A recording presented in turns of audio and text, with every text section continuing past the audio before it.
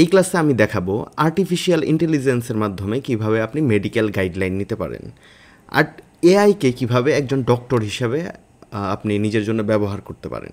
তবে অবশ্যই একটা ওয়ার্নিংয়ের সাথে, এখান থেকে এআই থেকে আপনি যে কোনো ইনফরমেশনই পাবেন না কেন মেডিকেল রিলেটেড, এটা ডিরেক্টলি অ্যাপ্লাই করতে যাবেন না, অবশ্যই একটা ডাক্তারের পরামর্শ নিয়ে অ্যাপ্লাই করবেন। তবে যে ছোটোখাটো বিষয়গুলো আছে সেগুলোর ক্ষেত্রে আপনি এআই এর সাজেশন নিতে পারেন। তবে একটা জিনিস মাথায় রাখতে হবে, এআইকে যখন আপনি মেডিকেল রিলেটেড কোনো কিছু দিবেন অথবা জিজ্ঞেস করবেন, তখন সে আপনাকে কিন্তু পাল্টা অনেকগুলো কোশ্চেন করবে। আপনাকে সেই কোশ্চেনগুলোর উত্তর কিন্তু প্রপারলি দিতে হবে। এমনও হতে পারে যে আপনার কোনো রিপোর্ট করা আছে অথবা টেস্ট করেছেন, তখন কিন্তু সেই রিপোর্টগুলোর ছবি তুলে যদি চ্যাটজিপিটিকে দেন, তখন কিন্তু সে আরও ভালোভাবে এটা আইডেন্টিফাই করে আপনাকে একটা বেটার সাজেশন দিতে পারবে। যেমন এটার জন্য এক্সাম্পল দেওয়ার জন্য আমি কয়েকটা প্রম্পট দিয়ে রেখেছি, আপনি পিডিএফ ফাইলটা ওপেন করলে সেখানে পেয়ে যাবেন। তো যেমন এখানে আমি একটা প্রম্পট দিচ্ছি, আপনি কি আমার মাথা ব্যথা নির্ণয় করতে পারবেন? যতক্ষণ না সঠিক কারণ খুঁজে পাচ্ছেন ততক্ষণ পর্যন্ত আমাকে প্রশ্ন করুন। ওকে, তো এখানে তাকে আমরা বলে দিছি যে আপনি যতক্ষণ না কারণ খুঁজে পান আপনি আমাদের কোশ্চেন করতে পারেন। আপনার যদি অন্য কোনো সমস্যা থাকে, যেমন আমি এখানে মাথা ব্যথা লিখলাম, আবার নিচে আরেকটা এক্সাম্পল দিচ্ছি, এখানে পায়ের ব্যথা আছে। তো আপনি আপনার পছন্দ মতো যে কোনো বিষয়, পছন্দ মতো না মানে আপনি যেই অসুস্থ অথবা যেই রোগের সম্বন্ধে জানতে যাচ্ছেন সেটার ব্যাপারে এখানে লিখে আপনি তাকে জিজ্ঞেস করতে পারেন। ওকে, তো চলুন আমরা মাথা ব্যথার এটা দিয়ে দেখি ও কি উত্তর দেয়। এটার জন্য আমি নতুন একটা চ্যাট ওপেন করে নিলাম। ওকে,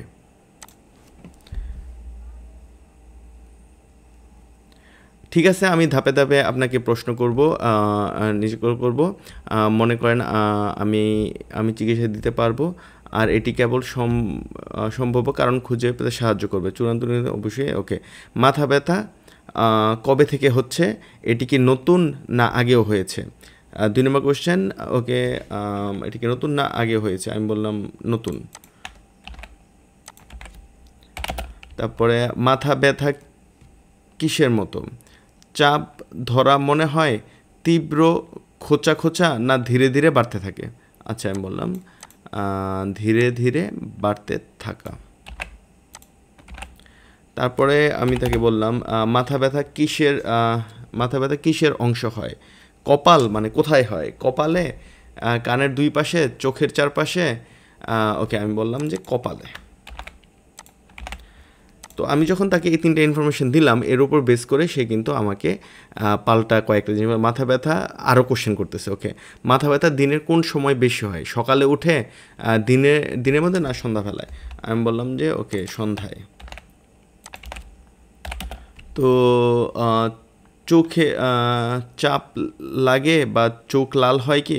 কপালে মাথা ব্যথার সাথে চোখের অস্বস্তি, চুলকানি বা ঝাপসা দেখা যায়? আমি তাকে বললাম যে না। ওকে, না লিখে আমি বলছি নো লিখি। তারপরে হলো সাম্প্রতিক সময় কি বেশি কাজের চাপ, স্ট্রেস বা ঘুম কম হয়েছে? আমি বললাম ইয়েস। ওকে,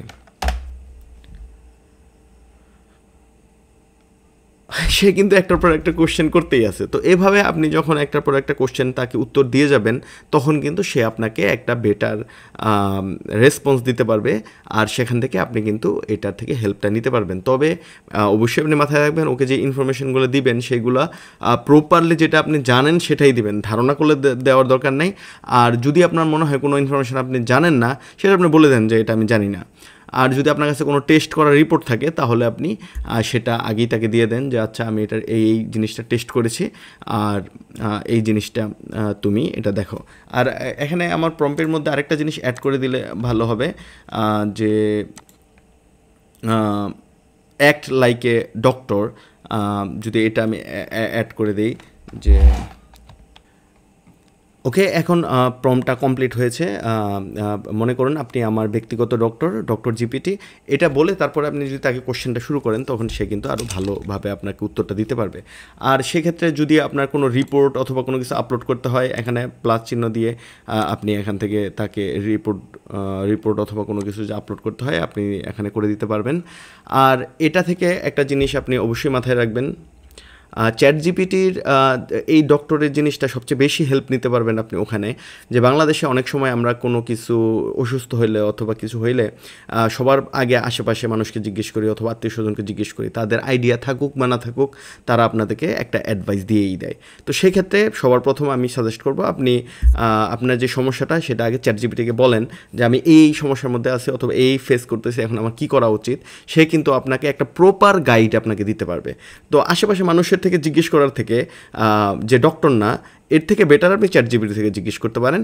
তবে এটা আপনি মনে রাখবেন, চ্যাট জিপিটি যদি কখনো আপনাকে কোনো ওষুধ সাজেস্ট করে, সে ওষুধটা কিন্তু আপনি খাবেন না। অথবা কোনো সময় কোনো ডাক্তারের কাছে আপনি গেছেন, সে একটা প্রেসক্রিপশন দিল, আপনাকে একটা ওষুধ দিল, এই প্রেসক্রিপশনটার ছবি উঠায় আপনি এটা চ্যাট জিপিটিকে জিজ্ঞেস করতে পারেন যে আচ্ছা ডাক্তার আমাকে এই ওষুধগুলো দিয়েছে, এখন তুমি আমাকে বলো যে এর মধ্যে আমি কোনটা খাবো কোনটা খাবো না, এটা তো ডাক্তার বলেই দিছে, তো এটা কি ঠিক আছে কি না।